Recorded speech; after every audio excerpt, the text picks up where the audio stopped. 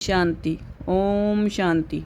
ओम शांति। अव्यक्त बाप दादा 16/7/1969। किसी भी कार्य में सफल होने का साधन साहस को नहीं छोड़ना और आपसी स्नेह कायम रखना। मधुबन निवासी भाइयों के साथ अव्यक्त बाप दादा की रूरियान। आज किस लिए निमंत्रण दिया है? मिलने के लिए ही बुलाया है या कुछ और लक्ष्य है? आप सभी इस संगठन में किस निमंत्रण पर आए हो? मधुबन निवासी गोपों का किस लक्ष्य से ये समागम हुआ है?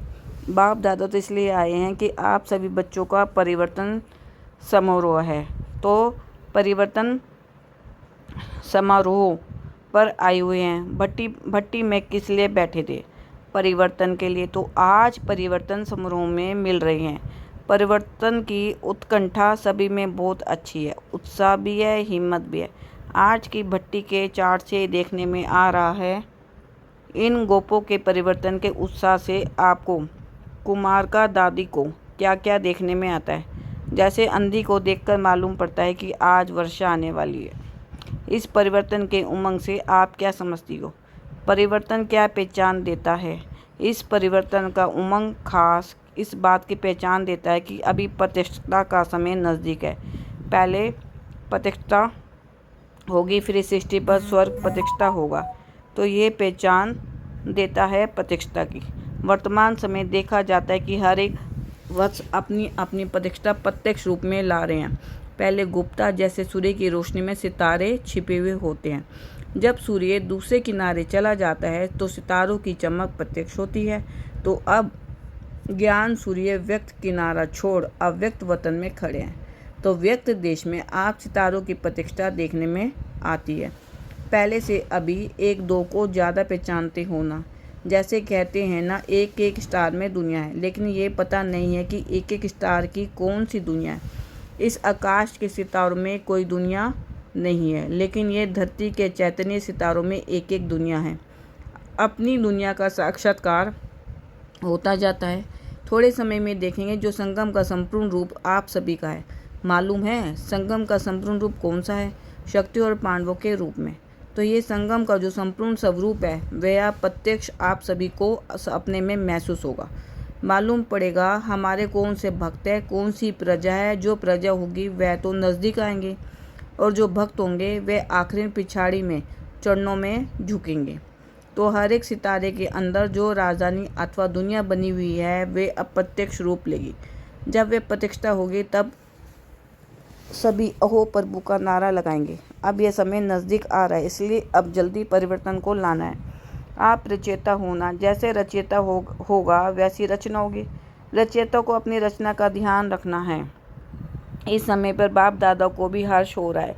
स्नेह और साहस, ये दो चीज़ देख करके हर्षित हो रहे हैं। हर एक में स्नेह और साहस है। उसका सिर्फ बीज नहीं, लेकिन बीज का कुछ प्रत्यक्ष फल भी देखने में आता है। वह प्रत्यक्ष फल देखकर हर्षित होते हैं, लेकिन जब फल निकलता है तो फिर उनकी बहुत संभाल करनी पड़ती है। तो आप भी इस फल की बहुत संभाल रखना, क्योंकि ये फल बाप दादा को ही स्वीकार कराना है। लेकिन ये खबरदारी रखनी है कि बीच में माया रूपी चिड़िया फल को झूठा ना कर देवे।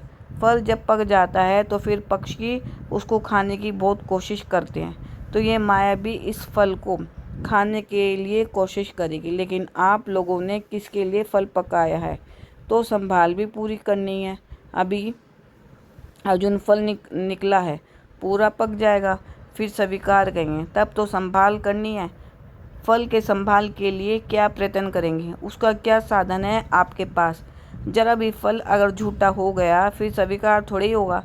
अब उम्मीद तो बहुत अच्छी है। सभी के मस्तक पर आत्मा का सितारा तो देखने में आता ही है, लेकिन उसके साथ साथ आपके मस्तक पर क्या चमक रहा है? उम्मीदों का सितारा चमकता हुआ बाप दादा देख रहे हैं। सिर्फ इस सितारे के आगे बादल को आने नहीं देना, नहीं तो सितारा छिप जाएगा। यह जो उम्मीद का सितारा चमकता हुआ देखने में आ रहा है, उसकी परवरिश करते रहना। कभी भी कोई कार्य में, चाहे स्थूल चाहे सूक्ष्म, एक तो कभी साहस नहीं छोड़ना, दूसरा आपस में स्नेह कायम रखना, तो फिर पांडवों की जय जयकार हो जाएगी। जय जयकार के नारे सुनने में आएंगे। अभी तो कभी कुछ हो रहा है। जब जय जयकार हो जाती है तो फिर नाटक समाप्त हो जाता है।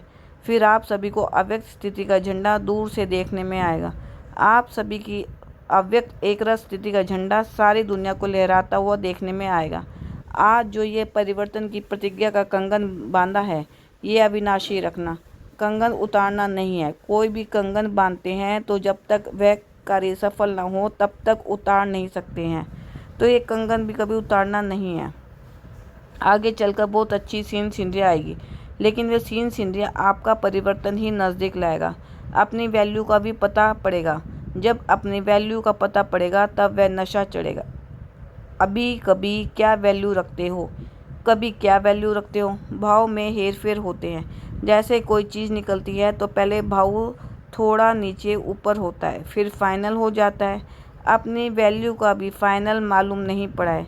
कभी समझते हो बहुत वैल्यू है, कभी कम समझते हो, लेकिन यथार्थ हर एक की वैल्यू क्या है वे अभी जल्दी मालूम पड़ेगा। ये मधुबन जहाँ आप बैठे हो, तो ये सारी सृष्टि के बीच में क्या है? मधुबन है बाप दादा का सारी दुनिया के बीच में बड़े प्यार से बनाया हुआ शोकेस। जैसे शोकेस में बहुत अच्छी अच्छी चीज़ें रखते हैं और सभी चीज़ों से ऊंची चीज़ शोकेस में रखते हैं, तो मधुबन सारी दुनिया के लिए शोकेस है। उस शोकेस में आप अमूल्य रत्न रखे हुए हो। यह मालूम है कि यह मधुबन शोकेस में अमूल्य रत्न है। शोकेस में जो चीज़ें रखी जाती है उसका खास ध्यान रखा जाता है। तो आप सभी भी शोकेस के मुख्य रत्न हो। आपको देखकर सभी समझेंगे कि अंदर माल क्या है। अगर एक बात याद रखेंगे तो शोकेस में से शो करेंगे। जो कर्म हम करेंगे हमको देख और करेंगे। हर एक को समझना चाहिए मैं अकेला नहीं हूँ, मेरे आगे पीछे सारी राजधानी है। मेरी प्रजा, मेरे भक्त मुझे देख रहे हैं। हम अकेले नहीं हैं। अकेला जो काम किया जाता है उसका इतना विचार नहीं रहता है। अभी अपने को अपनी प्रजा और भक्तों के बीच में समझना है। सभी आपको फॉलो करेंगे। जो भी सेकंड सेकंड कदम चलता है वह तुम्हारा संस्कार आपके जो भक्त और प्रजा है उनमें भरता जाएगा। जैसे माँ के पेट में गर्भ होता है तो कितनी संभाल करते हैं, क्योंकि माँ जो करेगी जो खाएगी वे संस्कार बच्चे में भरेंगे। तो आप सभी को भी इतना ध्यान रखना है, जो कर्म हम करेंगे हमको देख हमारी प्रजा और हमारे द्वापर से कलयुग तक के भक्त भी ऐसे बनेंगे। मंदिर भी ऐसा बनेगा, मूर्ति भी ऐसे बनेगी, मंदिर को स्थान भी ऐसा मिलेगा। इसलिए हमेशा लक्ष्य रखो कि हम अभी अकेले नहीं हैं, हम मास्टर रचयिता के साथ रचना भी है।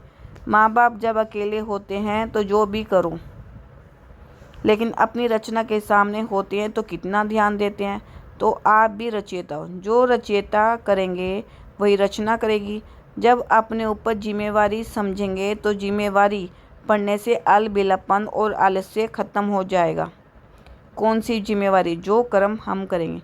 हर एक सितारे को अपनी दुनिया की परख रखनी है। फिर कोई की छोटी दुनिया है, कोई की बड़ी दुनिया है। समारोह किया ही इसलिए जाता है कि जीवन भर के लिए यादगार बन जाए। ये समारोह भी इसलिए आज का दिन यादगार है। समारोह में निशानी दी जाती है ना। बाप दादा कौन सी निशानी देते हैं? बाप दादा 2 बातों की सौगात देते हैं, खास मधुबन वालों को। शिक्षा तो मिली है कि साहस और स्नेह नहीं छोड़ना है। सौगात क्या दे रहे हैं? एक ही लगन में हर वक्त रहना, हमारा तो एक दूसरा ना कोई, और इकोनॉमी में रहना, एक की याद और इकोनॉमी। ये 2 सौगात आज के समारोह की है। कितना भी कोई अपनी तरफ खींचे लेकिन एक के सिवाय दूसरा ना कोई। यह है मनसा की बात और इकोनॉमी है कर्मना की। तो मनसा और कर्मना दोनों ही ठीक रहे तो वाणी ठीक रहेगी। ये 2 बातें खास ध्यान पर रखनी है। जैसे साकार रूप में भी देखा ना कि एक लगन और इकोनॉमी। इसलिए याद है मंत्र कौन सा सुनाते थे? कम खर्च बाला नशीन। इकोनॉमी के साथ ये मंत्र भी नहीं भूलना। इकोनॉमी भी हो, साथ साथ जितनी इकोनॉमी उतना ही फ्राक दिल भी हो। फ्राक दिल में इकोनॉमी समाई हुई हो, इसको कहा जाता है कम खर्च बाला नशीन। आप और सभी से एक्स्ट्रा भाग्यशाली हो क्या? क्यों? कहते हैं ना कि जिनके घर में बहुत मेहमान आते हैं वह बहुत भाग्यशाली होते हैं। तो तुम एक्स्ट्रा भाग्यशाली हो क्योंकि सभी से ज़्यादा मेहमान यहाँ आते हैं। लेकिन मेहमान नवाजी आतिथ्य सत्कार भी करनी पड़ती है। मेहमान नवाजी ऐसी करनी है जो अपने घर से पूरा ही मेहमान हो जाए। आपकी मेहमान आपकी मेहमान नवाजी उनको सदा के लिए मेहमान बना दें। बाप दादा सत्कार में ये करके दिखाते थे। एक दिन की मेहमान नवाजी में पूरे जीवन के मेहमान बनाना, ऐसी मेहमान नवाजी करनी है। इसको कहा जाता है सनशोज फादर। अच्छा, इस क्लास के अंदर सभी से ज़्यादा पुरुषार्थी कौन है? नंबर 1 कौन है? 1 2 से सभी अच्छे हैं। ये तो कमाल है। यही ग्रुप है जो सभी ने नंबर 1 नंबर उठाया है, क्योंकि कोई ने किस बात में विशेष पुरुषार्थ किया है, कोई ने किस बात में किया है, इसलिए सभी नंबर 1 है। इस ग्रुप में ये नंबर 1 का ठप्पा अपने ऊपर लगाया है। ये नंबर 1 का ठप्पा नहीं भूलना। मुख्य 4 बातें नहीं भूलनी है। एक तो शिक्षा, सावधानी, ठप्पा और 1 2 को आगे कर उन्नति को पाना। ये 4 बातें कभी भूलनी नहीं है। अच्छा, ओम शांति।